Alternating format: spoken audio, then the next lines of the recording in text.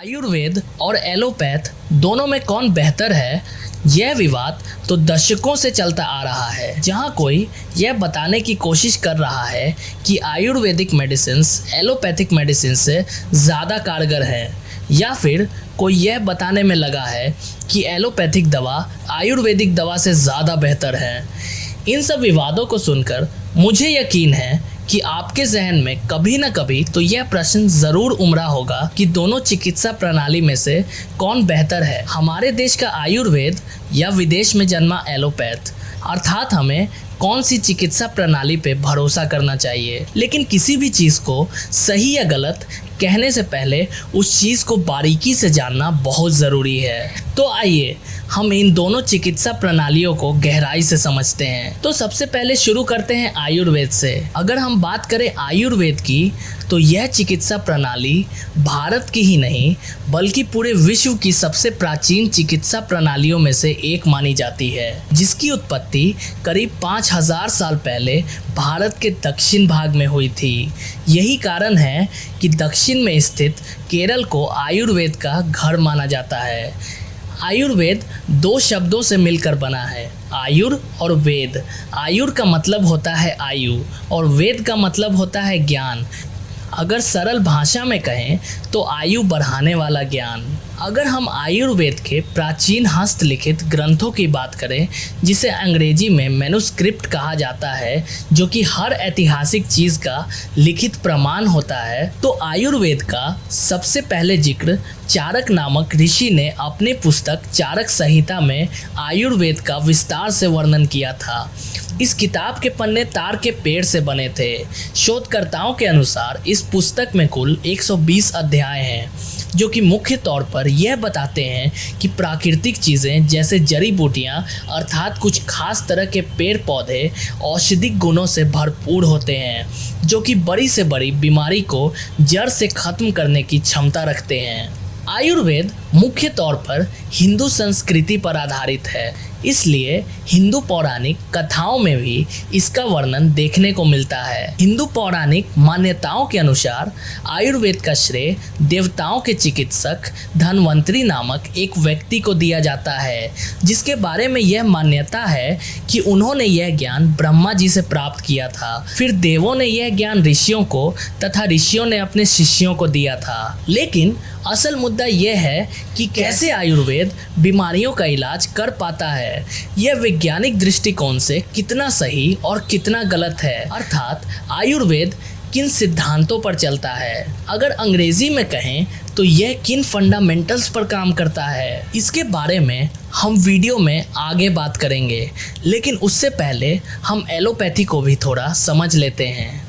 Allopathy शब्द का सबसे पहले इस्तेमाल साल 1810 में जर्मन चिकित्सक सैमुअल हनीमैन द्वारा किया गया था। एलोपैथी एलोपैथोस नामक एक ग्रीक शब्द से मिलकर बना है। एलोस यानी इजी और पैथोस यानी सफरिंग। शुरू में जब यह लोगों के बीच आया था तो लोगों ने इसके प्रति गलत धारणा बनाकर वे इससे दूर भागते थे। लेकिन विश्व में प्रसिद्ध होने में इसे ज़्यादा समय नहीं लगा, और लगेगा भी क्यों। इसमें दी जाने वाली हर दवाइयाँ कई क्लिनिकल ट्रायल से होकर गुजरती थी। इसमें कही गई हर बात का स्ट्रॉन्ग साइंटिफिक एविडेंस होने के कारण मेडिसिन से होने वाले आउटकम्स काफ़ी हद तक प्रेडिक्टेबल होते थे, अर्थात किस दवाई का किस पेशेंट पर क्या असर होगा यह डॉक्टरों को पहले से ही ज्ञात होता था। इसलिए इसके नतीजे बहुत ही सटीक होते थे।